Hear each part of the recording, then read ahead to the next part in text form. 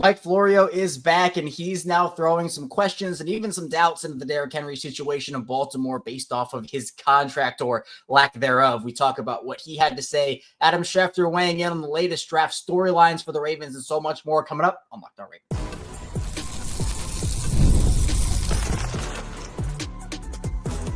You are Locked On Ravens, your daily Baltimore Ravens podcast. Part of the Locked On Podcast Network, your team every day.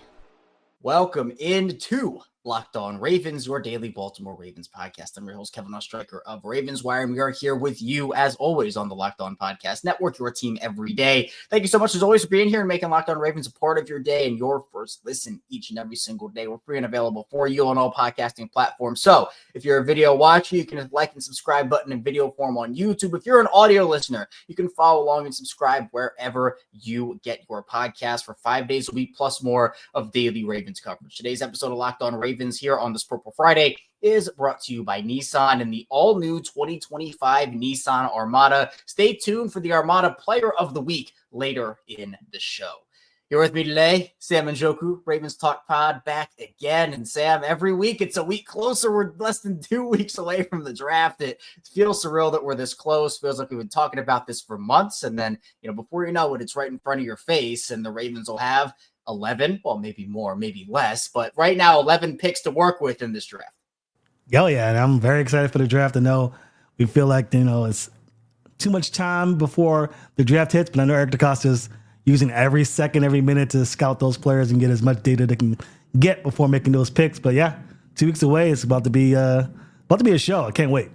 And there are so many different areas and ways the Ravens can go with this. Again, I feel like their free agency moves have really set them up to be totally free in this draft to take whatever position they want. They don't have that massive hole that's staring them right in the face. Ronnie Stanley, I think, was that final puzzle piece you needed, because now you don't have to feel like you're pigeonholed into taking a tackle. You can now work around just best player available, which is when we know, Sam, the Ravens are at their best, is when they are taking the best player available on the board. We're going to get in the draft conversation throughout the show, obviously, but I want to talk about Mike Florio. Last week, he brought up Derrick Henry in this conversation, and you and I have talked about this before. Obviously, Saquon Barkley got a massive extension with the Eagles about a month or so-ish ago.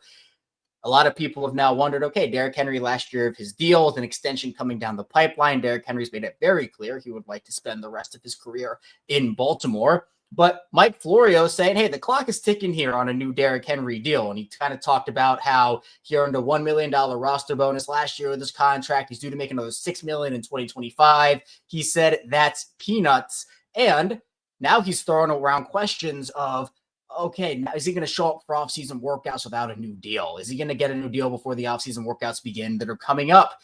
Do you feel like, Sam, if the Ravens don't get a deal done with Derrick Henry before workout start, he would stay away from the team? Or do you feel like that a holdout or even a hold in, which we've seen over the last couple of years with some guys, is not on the table whatsoever?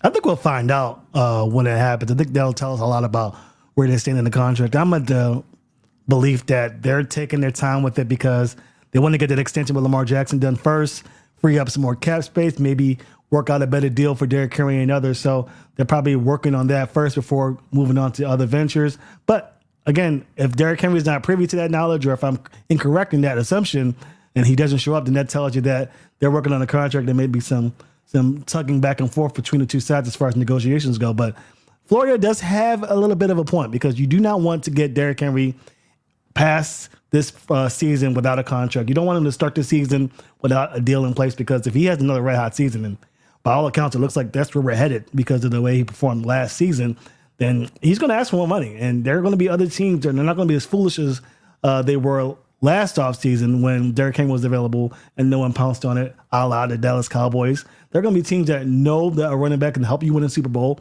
a la the Philadelphia Eagles. It will push money towards Derrick Henry to get it done. So it's in the Ravens' best interest to get this deal done. I'm not too concerned with it. I know the Ravens want the Derrick Henry signing to work. I know the Derrick Henry camp wants the signing to work so that he can stay a Raven for years to come. So it's only a matter of time, but that will be a very good litmus test of where these negotiations are at. I'm of the belief that they had this conversation. They know a deal's going to get done, and it's only a matter of time. I think so too. The way that the Ravens have operated here, obviously, we know they have to clear up some more cap space. That would really help them out in a lot of different ways. Henry's extension, or hopefully future extension, would be a way to clear that up. I know a lot of people point to Lamar, that clear up the most, but you still have other avenues like a Derrick Henry. But I do think that both sides assume risk if there's no extension done, which again, I'm not really, I think it's more of that matter of when, not if a deal gets done. But let's just say it doesn't, because crazy things do happen. Knock on wood, it does get done. But which side do you think assumes more risk in that? Is it Derrick Henry, who obviously is a 30-plus-year-old running back, has a lot of wear and tear on his body? Now, to his credit, he takes immaculate care every single offseason of his body, hundreds of thousands of dollars spent on making sure he is in tip-top shape. But we know that just one crazy play can have a crazy impact on a season. Or is it the Ravens, who, as you mentioned, if Derrick Henry has another great year, all of a sudden, hey, maybe that threshold that Derrick wanted before, that price is going up. Yesterday's price is not today's price. So which side do you feel like needs the extension more? I think the Ravens do take some risk if a signing isn't done as soon as possible, but I believe the most risk does land in the camp of Derrick Henry. Again, he is nearing that age where a lot of people start to deteriorate. Of course, you mentioned Derrick Henry takes immaculate care of himself, but yeah, there's no guarantee that an injury doesn't happen. He doesn't lose a step this year. It's very quick, the step that you lose when you're a running back in this league, when you go from 31 to 32 or 30 to 31. So the risk is on Derrick Henry's camp, which is why it's very important that Derrick Henry gets this extension done for himself. Lamar Jackson effect. I think a lot of running backs play well when they're playing with Lamar Jackson because a lot of teams are privy to locking in on Lamar Jackson more than anybody. So I think Lamar Jackson is a very big reason why Derrick Henry is having this success. It gives the Ravens some comfortability in the fact that if they were to lose Derrick Henry, they can plug in another running back and may not have quite the success of Derrick Henry, but are still able to get the job done. They've got it done with J.K. Dobbins, with Gus Edwards, and those alike. Of course, the Ravens are a better offense with Derrick Henry, but that doesn't lose the fact that the risk is squarely on Derrick Henry. The Ravens have some risk of their own, but Derrick Henry needs to get this job done. And you look at the impact that Henry had on the offense and that Lamar had on Henry in general. It was a two-way street here where we know that Henry elevated this offense. We also know that Lamar being in that backfield with him and all of the offensive weapons that were around him, it helped out Derrick Henry a ton, to the point where he had his second best season in terms of yards. He had his highest yards per carry of his entire career. 16 touchdowns comes in, tied for second in his career. It was a historic year for Derrick Henry, and he did it with 325 carries, and he was durable as ever for them. That's rare to see a guy who has taken that much of a beating over the course of his career and that much of all of these hits. You still have him, and he really has only missed significant time in one of his 9 seasons, which I still can't get over. And again, it goes right back to how he takes care of his body every single season. I think it is in the Ravens' best interest to get this done as soon as possible, because what if, Sam, we're talking today on Friday, what if in 2 days the Bills and James Cook agree on an extension, and that deal is right in the middle of maybe Saquon and the third highest paid running back, and all of a sudden you're like, whoa, Derrick Henry was asking for this. Now that's $1 million or $2 million higher. And with the Ravens cap situation, every dollar does count. Yeah, I will hope that the Ravens get this deal done prior to that. But yeah, you're right. It's just the name of the game. James Cook getting that contract extension, he's going to get it eventually. If he does get that, it's going to raise the value of Derrick Henry. It's just the way it is. So you hope that the Ravens get the deal done. But yes, to your point, if they're not able to, and that price does rise, it kind of forces the Ravens to make some decisions about where they go with the money. Do you want to spend 16, 17 million on Derrick Henry, or do you want to save that money for a Tyler Linderbaum signing, an eventual Kyle Hamilton signing? So there's a lot of dollars that go into different avenues of roster spots across your roster. So you want to make sure that you have the money saved away. You have a loaded roster right now, so every dollar does count. So we'll see what the Ravens do. I still think they get the job done eventually. It's just a matter of when, not if. Here's the good thing. The Ravens, at the very minimum, at the very least, do have Derrick Henry for one more season at least. at least one more season of Derrick Henry. Sam, what are your expectations for Derrick Henry this year? Because look, historic season, all-time great numbers. I mean, that's a lot to live up to. Derrick Henry can certainly do it, but what are you expecting out of him, especially with Justice Hill in the equation, Keaton Mitchell hopefully having a bigger role, Rashid Ali possibly getting some time, and you could even look at the running back position in the draft. It's a very deep class. Maybe Baltimore does add there. I just hope that the Ravens learned a lesson from last season and begin to use Derrick Henry more, even on passing downs. I'm hoping that conversation was had in the offseason, because taking him away on passing downs, just one, it totally throws the rhythm of your offense off. Two, it takes away the predictability or lack thereof of your offense. You take away Derrick Henry on third down, you know the ball's not going to anybody but your receivers. Doubtful that it goes to a running back on a running play. And so all of those things matter, especially in the goal line, especially in the red zone. You want to make sure you keep Derrick Henry there. So I think that there's a chance he can have an even better season than he did this year. Another year of comfortability, another year of Todd Monken working with this unit, getting the best out of his players, something that the Ravens sought after when he was with Georgia, one thing that he was very much known for in his time in Georgia. So you want that. You hope that you get that from Derrick Henry. I think he does even better things this year. Maybe the stats don't show it, but I think that his impact in the game will increase in 2025. Yeah, Henry, over the course of his 9-year career, averages 22 receptions per season. The Ravens had him at 19 this past year. So not too far off of his career average, but I agree with you. And especially when you talked about, the predictability of the offense, and you want to make it as not predictable as possible. You look at some of the 2-point conversion plays Baltimore had where Henry was off the field or off to another side of the field, and that doesn't give your offense the best chance to put the ball in the end zone for a touchdown or to convert on a 2-point conversion. So hopefully, yes, John Harbaugh said it before the season started. Henry didn't come in to be a guy to take 30 carries a game, which is fine. Like, I don't think a 30 carry per game diet for Derrick Henry is even healthy for him at this point in his career. I'm totally fine with giving Justice Hill opportunities, Keaton Mitchell opportunities, keeping Derrick Henry right around that like 18 to 25 carry per game range.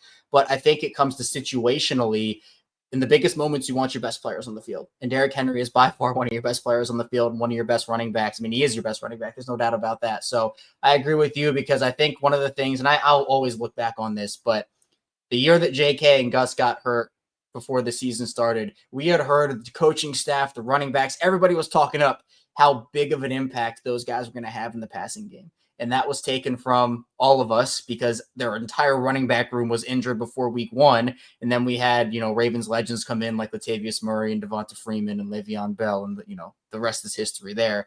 It's an unfortunate way to let happen, but I don't think we've really seen that season of the Ravens getting their backs truly involved consistently in the passing game, which I feel like, even if it's a check down option for Lamar, which again, he's gotten a lot better at doing that early in his career. I think he was trying to force stuff in. He's just been better at taking what's available to him.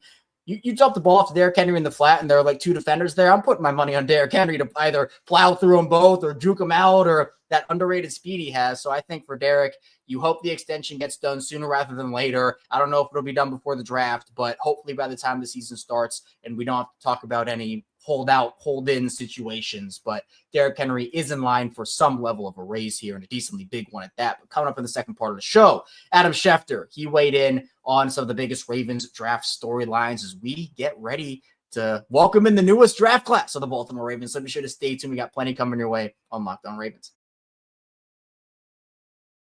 First, the show is brought to you by Nissan. The Armada Player of the Week is brought to you by our friends at Nissan and the all-new 2025 Nissan Armada. Each week, we're taking a look at our draft prospects to pick one guy that stands apart, the guy we believe showcased the strength and power needed to push the Ravens forward as we look ahead to next season. This week's Armada and Clear Cut Player of the Week is Nicky Minwari, safety from South Carolina. He's a heavy-duty player, and for him, he's a conqueror guy. So he conquers everything in front of him, and he will be able to change the Ravens defense with Kyle Hamilton if he's taken by Baltimore at 27. If the Ravens, if they want to dream big in this draft, they should go big with a guy like Nick Emanwari. When it comes to the Nissan Armada, they say go forth and conquer, and that's exactly what I think Nick Emanwari can do here. It's clear to our player of the week is out here ready to conquer the road ahead with confidence, just like you can in the all-new Nissan Armada or any of their outstanding vehicles. Take the Nissan Armada, Rogue, or Pathfinder and go find your next big adventure. Shop NissanUSA.com. Again, shop NissanUSA.com.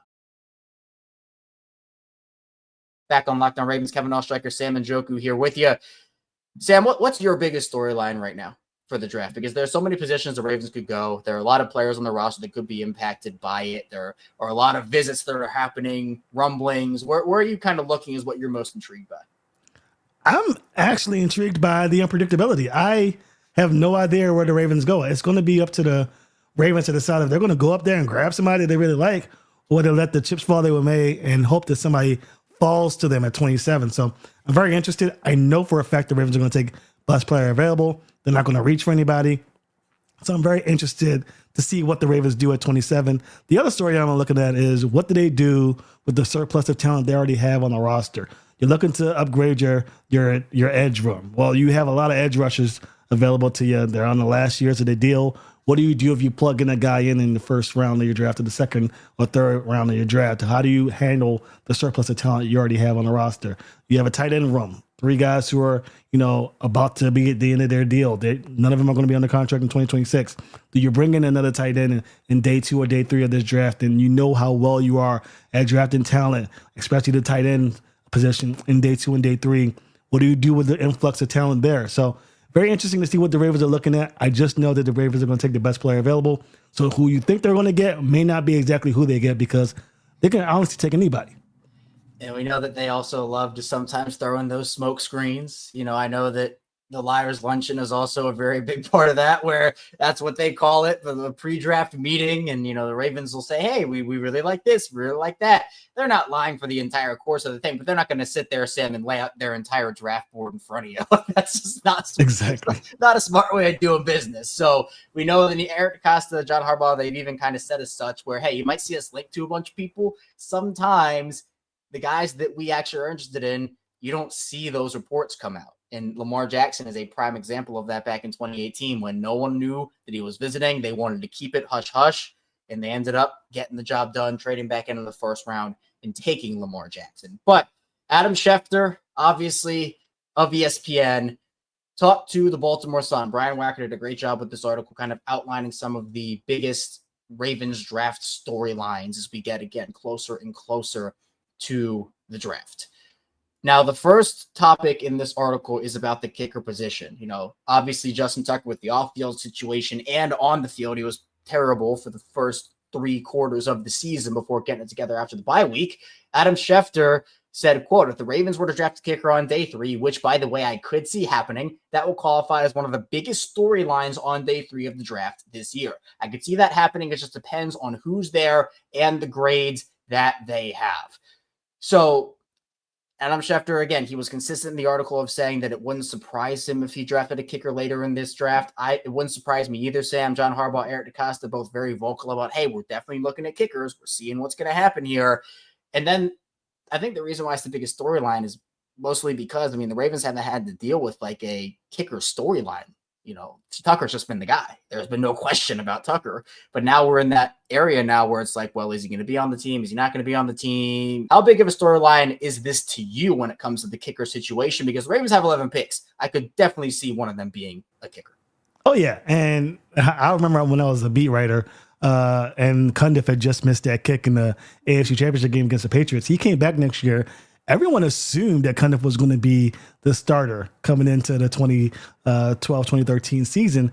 They brought in Justin Tucker as an undrafted free agent. He was just there to kick balls, just to be a camp guy, and he blew every single reporter away, left to right. We all looked at each other like, who's the NFL kicker here? It was just that type of deal. So it was a storyline within the reporters within the training camp area, but not much of a story outside of that because everyone assumed Cundiff was going to be the guy. Now we enter this year where the on-field and off-field troubles of Justin Tucker has reared his head, and the Ravens have been very vocal about their potential desire to get in the kicker. Adam Schefter, obviously much respected over there at ESPN, has talked about potentially bringing in the kicker. So, yeah, all signs pointing to bringing in the kicker. If they do bring in the kicker, that will be the storyline for sure, especially because the investigation with the NFL has not yet concluded, and the Ravens are already spoke about letting the NFL do their work and making their decision. So if they draft the kicker, that doesn't necessarily mean the Ravens release Justin Tucker, especially since the NFL investigation is ongoing. It'll be very interesting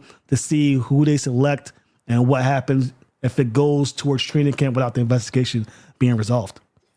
It's crazy because you look at the Ravens bringing in undrafted kickers every year just to be a camp body, to take some pressure off of Tucker in the preseason, not have him kick as much, handle kickoffs. And I guess Stout can do that stuff now where he can handle the kickoffs, so it's not as big of a deal. But if they do draft a kicker, they're not just going to waste that capital. Like, there's going to be probably some level of a competition if Tucker does stay on the roster, which, again, we don't know what the investigation is going to have with the NFL. We're still TBD on that. But is this someone who is just kind of lurking, waiting in the wings? Does Tucker feel that pressure if he stays on the roster? Is Tucker even going to be on the roster? Like, there are so many different storylines and so many different directions that this could still go. But again, you and I both in agreement, not a surprise if the Ravens take a kicker. Yeah, absolutely. There's no realm of possibility if it's the draft or undrafted free agency where they take a very hard look at it.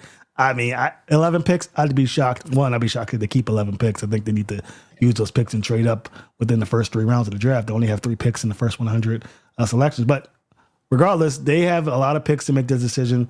They're going to make an attempt to get the kicker in just because of everything that's going on, both on the field and off the field with Justin Tucker. I expect the kicker to be drafted. And, the Ravens aren't afraid to even take that kicker special teams guy a little earlier. We saw it with Jordan Stout a couple of years ago, 4th round pick in 2022. Mm-hmm. Now, they had like 80 billion 4th rounders that year. So, you spend one on a putter. You're like, all right, well, they had 2 tight ends and it worked out that, 2 corners, whatever. But, hey, if the Ravens like a kicker and they want to secure that kicker, they will spend a higher up draft pick to go get that guy, even if that might be – it's not like an Aguayo situation of Tampa all those years ago. That's a 2nd round pick.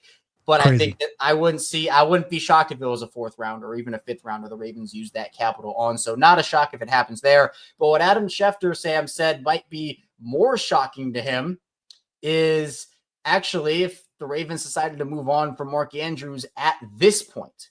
He ended up saying when talking about the Andrews situation, quote, "You never know what happens when the draft rolls around, but I would have thought that if they were trading him, that we would have seen a trade happen already. I don't see it today." Now, he was also asked, hey, what if a sweet offer comes along, right? What if they weren't getting what they wanted, but then during the draft, they get a better offer? He says, quote, "I wonder if there's a team that's looking for maybe a Tyler Warren, a Colson Loveland, and doesn't get him and turns around and says to Baltimore, we'll give you a 3rd round pick for Mark Andrews.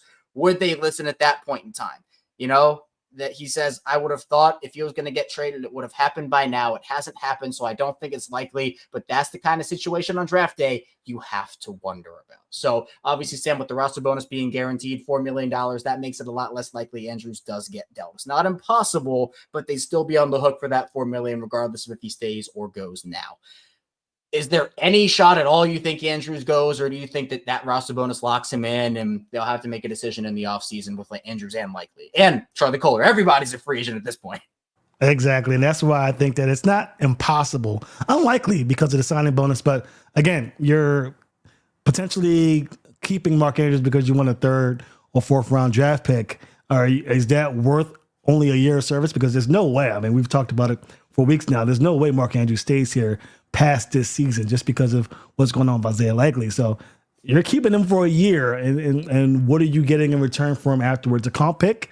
I mean, that's really all there is to it. So I think there's a shot. I wouldn't say it's out of the realm of possibility. Again, as you mentioned, and as Adam Schefter mentioned, there's some teams out there looking to get a Warren. All of these I think there's 2 tight ends in the first round that teams are really looking after. So if the team was to go up and grab somebody, a la the Chargers or any of these other teams that are looking to get a tight end, there's a chance that a team could try and trade a day 2 pick or an early day 3 pick to try and get Mark Andrews, and the Ravens will have to think about it. Now, again, do I think it's going to happen? Probably not, because it hasn't happened already. But again, the draft does things to you. If you're looking at a guy, thought he was going to be there, he doesn't be there, you might be scrambling to make an answer for yourself, and Andrews might be that guy. Could be. You never know. In the draft, you just don't know what's going on behind the scenes. I always bring it back to the Marquise Brown situation a couple of years ago where nobody knew that Marquise Brown was even on the trade block, let alone getting traded. And then all of a sudden he's at Arizona's draft party, like the night of the draft. And you're like, wait a second, when did this happen? And Insane. Again, that's where Eric DeCosta, it was revealed. I don't know if DeCosta himself said it or if it was someone in the media, but it was reported or said that if that had gotten out at all, that deal was done.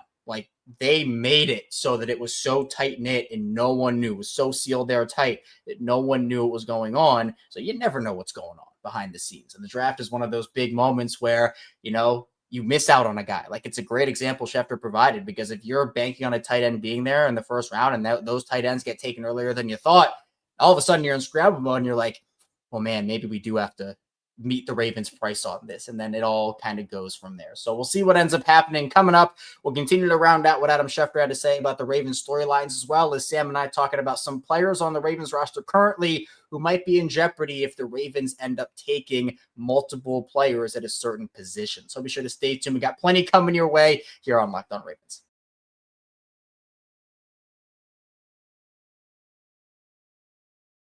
Back on Locked On Ravens with Sam Njoku, Kevin Oestreicher, still talking Ravens football here.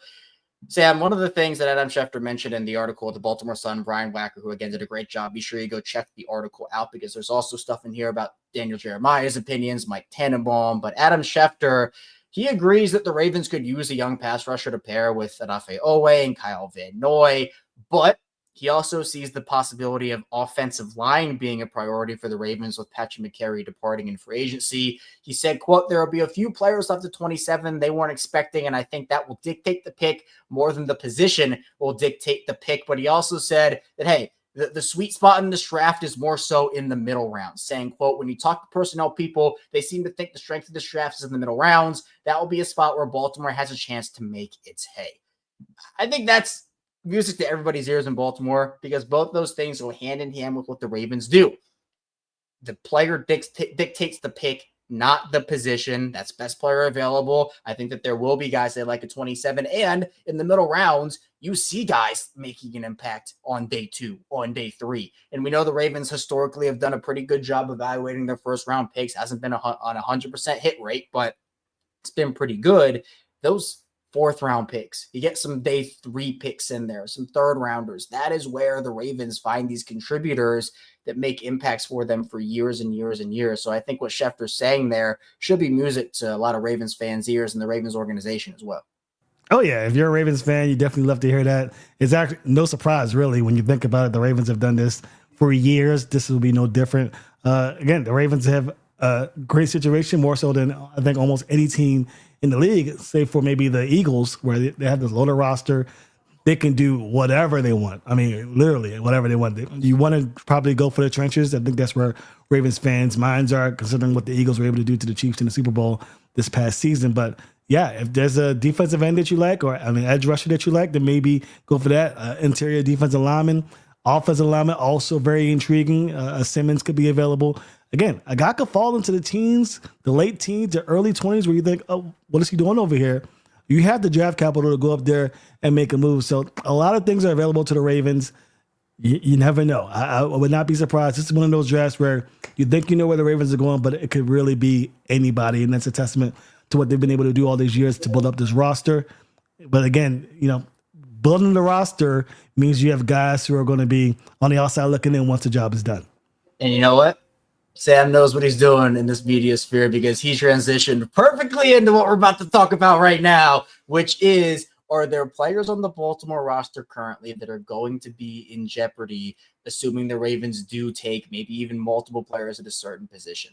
The one that I know we talked about before we recorded, Sam, the one that I mentioned first is kind of the big example here, is a guy like a David Ojabo, who I do believe the Ravens will be in the market for a pass rusher, whether they want to take the chance on a James Pierce or whether somebody falls to them like a Mykel Williams. There are a lot of different first or even second round edge prospects that could come in and have an immediate impact. They do need an immediate impact player. Look around the AFC North. This is what I say all the time on the show. Steelers have TJ Watt, at least, that got a little crazy with his post yesterday or 2 days ago. But again, Steelers have TJ Watt. The Browns have Myles Garrett. The Bengals for now have Trey Hendrickson. The Ravens are the only team that don't have that guy. That you already have 5 edge rushers on the roster. A 6th would make things a little bit dicey. And if they even added a 7th through free agency in the draft, you might be cutting 2 guys. Time might be up on David Ojabo. What do you think about that? I think if David Ojabo was going to show us something, he would have showed it to us already. And I think that's where the Ravens' mindset is. Of course, anything can happen. David Ojabo can have an amazing turnaround, comeback year in 2025. But all signs point to this being Ojabo's likely last chance to make an impact. And if the Ravens get a Williams or a James Pierce or somebody to come in and be that first round draft pick, then Ajabo is in fact fighting for a job. And one other guy that you might want to pay attention to, I know a lot of fans don't want to hear it, but Odafe Owe, last year of his contract, last year of his deal, he has reached, he's gotten better each and every season. Has he priced himself out of Baltimore, considering what these other edge rushers are getting? Now, is he a Myles Garrett? Absolutely not. But he does have double-digit sacks again in his repertoire. If the Ravens don't feel like they can offer him a decent contract, there may be a situation where they're bringing in a guy and trading him for a second-round pick or a third-round pick. I know this is just outlandish, hearsay. Obviously, I don't know anything. I doubt the Ravens would do something like that. But these are the things that, Ravens fans and Ravens front office personnel are likely thinking about in regards to what they're doing with this draft. So, yeah, I think Ajabo is the guy on the outside looking in, obviously, because he has been the highest draft selection with the least amount of production, in my opinion, in that room. So, yeah, we'll see what happens. But that is definitely a guy that fans should be paying attention to. Yeah, I just don't see them move. I mean, Ajabo and Owe are two different conversations. I mean, obviously for Owe, if they're even like a draft night deal and the Ravens say, hey, he wants a certain amount of money, we're not going to pay that.